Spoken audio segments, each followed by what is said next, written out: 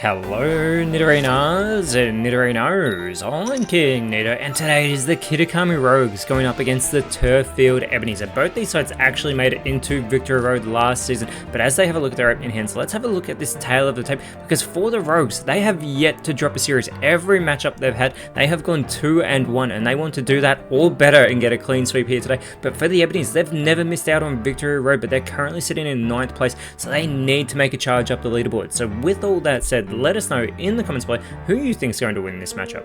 Will it be the Darkness decks? Will it be the Grass decks? Let's go! 3, 2, 1, go! And starting off this match, it is the Altered Genesis deck of the Rogues. They've got the Trubbish in hand, but they are going with that Poipole in the active spot. They do have a second Trubbish, and they've already got the Naganadel, as it is going to be the Fermantis in the active spot for the Ebonies using their Lush Jungle deck. They've also got that Wimpod on the bench. We can see the Mallow Leftovers and Guzma in hand, Lucamine in hand for the Rogues, and they've just pulled that Absol as well. This deck does love to poison the opposition, as they are going to end their turn. They send it over to the Ebonies, who are going to pull their second Wimpod here, as they get to start generating energy before the Rogues in this game 1, about 3-game series, and immediately they get to go with this Leafage, 20 damage on to the Poipole. And some Pokemon inside these Darkness decks, they do have that weakness to the Grass types that the Ebonies will want to capitalize on, as it is the Naganadel being pulled for the Rogues. They immediately get that online. It only requires 1 energy for this Electro House, 40 damage onto the Fermantis, and already there is that poison coming into play. Fermantis only has 10 health already, as the Shiinotic is pulled for the Ebonies. We do get that second Wimpod moved onto the bench, and the Ebonies really need to think about how they want to approach this. That Naganadel already being online is great for this Altered Genesis deck. They are going to retreat the Fermantis, curing it of that poisoning, moving a Wimpod into the active spot, and it is the Beast Type being pulled for the Rogues. They can attach this to any Ultra Beast on the board, including that Naganadel, and what it does is it powers up that Electro House by an extra 10 for every point they've taken, as it is another 40 damage, this time onto the Wimpod, and there it is again, that poisoning coming into play. The Ebonies pull the Professor's Research though. This allows them to get an extra 2 cards out of their deck. They get the Golisopod, they get a Pokeball, so they can get another basic Pokemon in hand as well. And they do get a second Fermantis in hand, as they immediately get that Golisopod onto the benched Wimpod, who's already got 1 energy.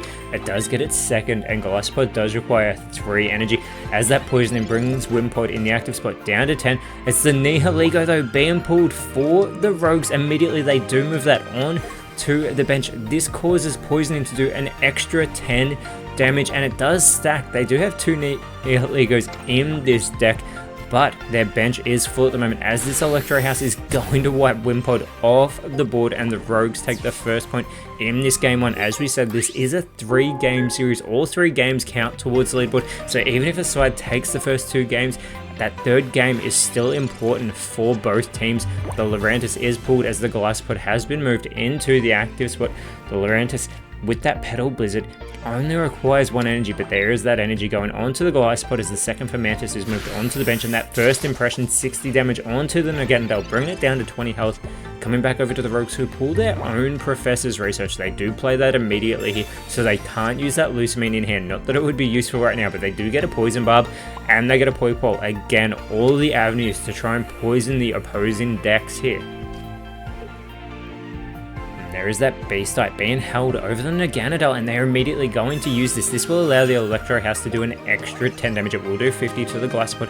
Golisopod will also be left with that poison, as it was Trubbish who received its second energy. Absol has got 1 of the 2 required energy it needs for that Unseen Claw that does do additional damage if the opposing Pokemon has a status condition. It's the second Lurantis being pulled here for the Ebonies, so they do get that online, and they've got both Lurantis online again, with those Petal Blizzards doing 20 damage to the opposing side, not just the opposing Pokemon. So all Pokemon on the opposing team do take damage. They are going to retreat the Golisopod now. A lot of switches here on the side of the Ebonies. They've only dropped 1 point so far, sorry, but here it is. This Petal Blizzard does start targeting down the entire opposition, but they do first think of playing or having a look at that Mallow. But here it is, the Petal Blizzard coming into play. 80 damage overall, 20 to each Pokemon. Those benched Pokemon aren't safe from the Petal Blizzard, and the Ebonies are able to take a point here by taking down Naganadel. It is Absol being moved into the active spot. The Garbodor has been pulled for the Rogues though. They immediately get that online, who does do 70 damage. This could have taken down Lurantis because that super poison breath does poison the opposing Pokemon, and with Nihilego it would have done 20 damage instead of 10, but instead it's the Absol who does have that poison barb attached. The Unseen Claw, when there's no status condition, only does 20 damage.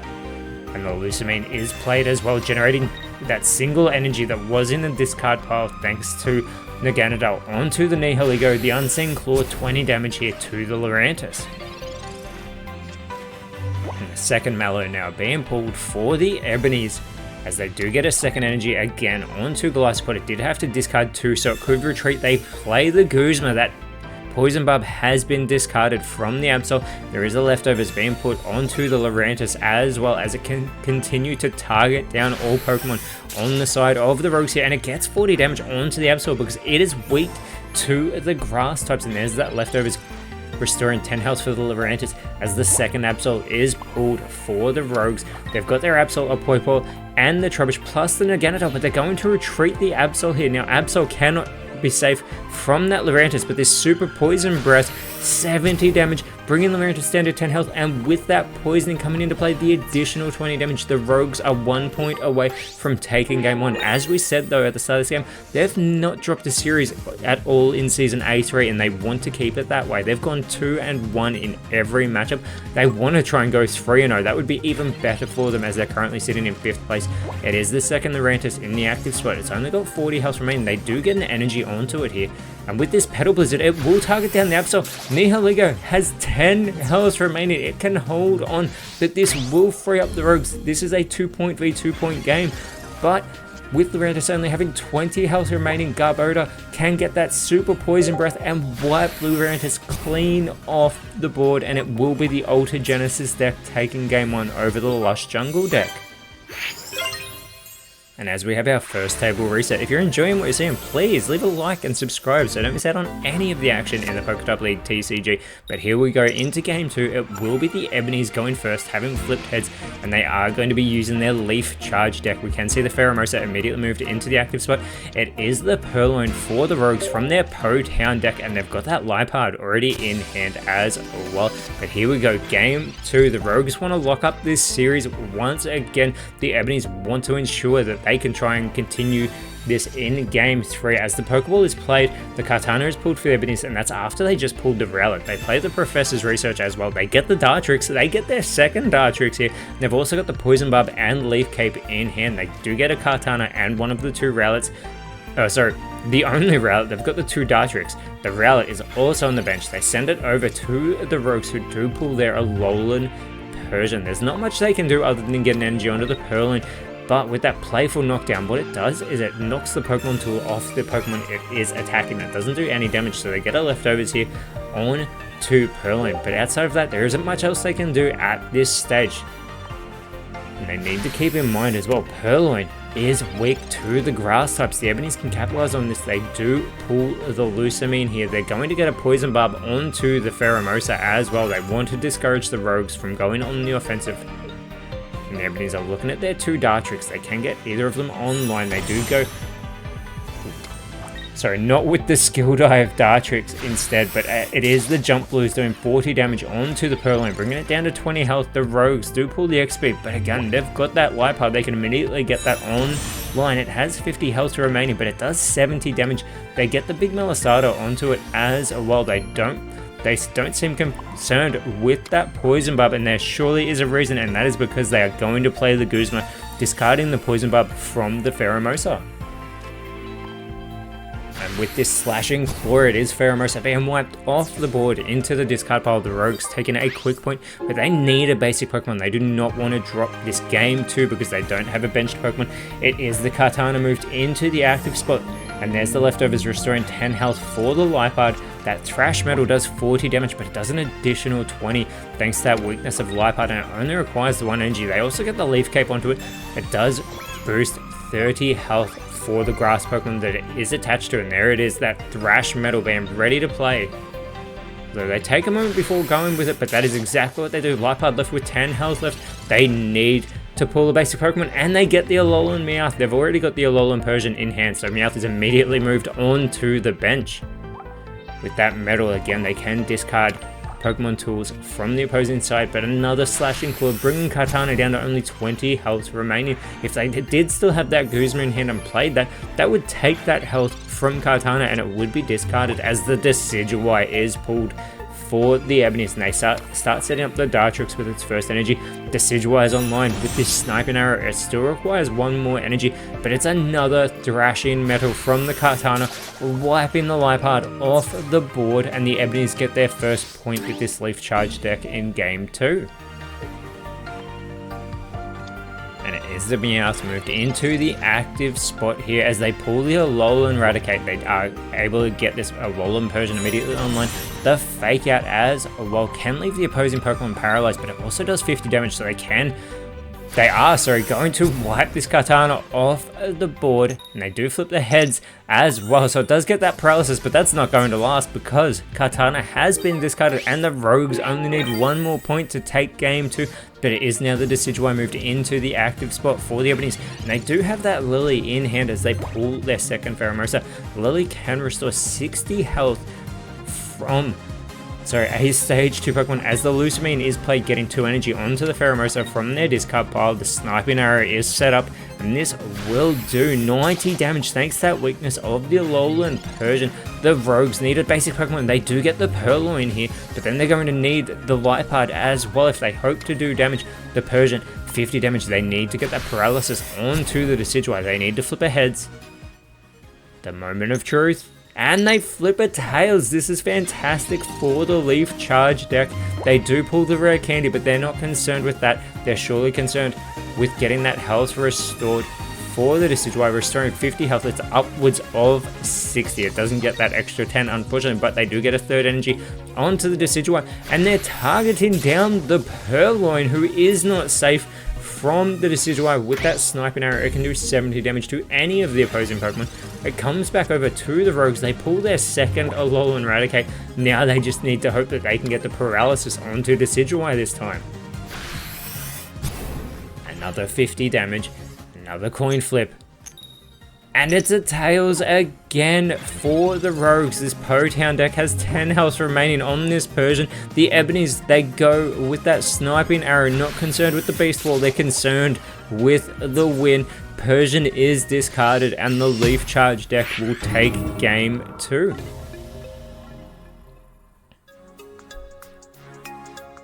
And with our final table reset, the Rogues are trying to ensure they go undefeated in Series. 2-1 is what it will be once again, but the Ebonies, they want to end that streak using their Ruins of Abundance deck. They have pulled the Tapu Bulu. They do move it into the active spot for the Rogues. They've got the Sableye, but they've also got that Sandile, and they've already got the Crocodile in hand. Although Crocodile does require 3 energy, they think of moving the Sandile into the active spot, but instead they go with the Sableye, who only requires 1 energy, as does the Sandile though. So here we go, it is Game 3, our decider. With the Ebonies going first, they pull the Alolan Exeggutor. We can see that they've got a Serena in hand. They've got the Poison Barb, the leftovers, and the Lily. They do get that Poison Barb onto the Tapu Bulu. They do not want that Sableye doing the chip damage here to the Tapu Bulu. They send it over to the Rogues, who do pull their Professor's Research, but instead they're going to go with the Guzma. They want to discard that Poison Barb. They don't want to have to worry about it. It has been a big part of the meta in Season A3, as the Scratch is free to do 30 damage to the Tapu Bulu. It comes back over to the Ebonies, who do pull the Execute, and they've already got that Alolan Exeggutor in hand. They need to think about where they want to start putting energy. They do get the leftovers here onto the Tapu Bulu, but Tapu Bulu does require 3 energy for this stuck-in tackle. It does get its first, capable of 100 damage, but it is a coin flip, where if they do flip a tails, it does 20 damage to itself. Is the second Sandile being pulled for the Rogues here as the Professor's Research is played. They get a Toxapex and they get a Lily. Again, those Lilies are capable of restoring 60 health from stage 2 Pokemon, including this Crocodile that is going to come online thanks to the rare candy.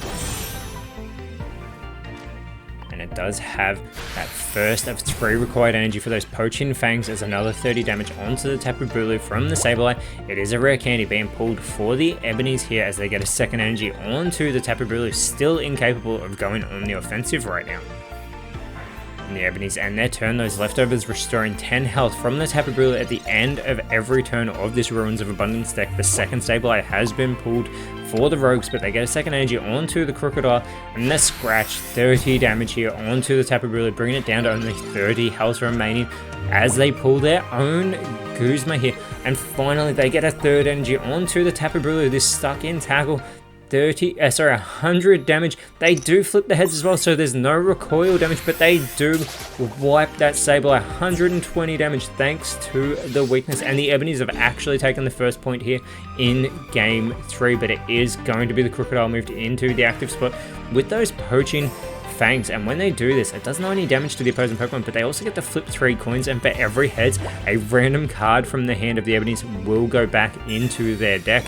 They do put the Poison Barb onto the Crocodile as well, and keeping in mind that Alolan Exeggutor is still in the hand of the Ebonies as the Sableye is moved onto the bench. 90 damage, Tapu Bulu is wiped off the board, but here it is, the 3 coin flips. They get 1, they get 2, they get all 3 heads, 3 cards. It's a rare candy, the Alolan Exeggutor and the Lily all going back into the hand of the Ebonies. The Ebonies need to pull a basic Pokemon because there is not much that this Exeggutor can do to outlast the hit from the Crocodile. It's only got 50 health.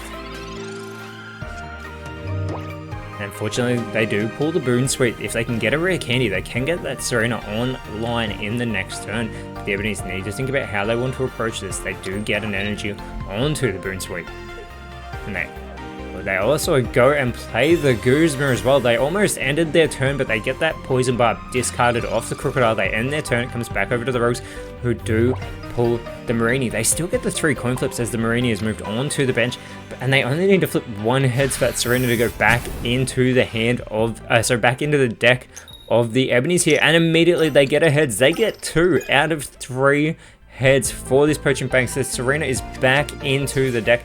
The Boon Suite is going to be moved into the active spot as the Rogues take the second point. They are in control. They are on track to take another series, and it is the Execute being pulled for the Ebonies. Immediately moved onto the bench. It does require 2 energy. This Boon Suite is going to do 30 energy with this flop thanks to the weakness, but the Rogues are going to do it again. This Poaching Fangs, there's no card in hand for the Ebonies either, but 90 damage onto the Boon Suite, and the Rogues still flipping the coins. They get a Tails, they get 2, it's 3 Tails. They don't care. What they care about is that they have again won another series, this time by taking down the Turrfield Ebonies.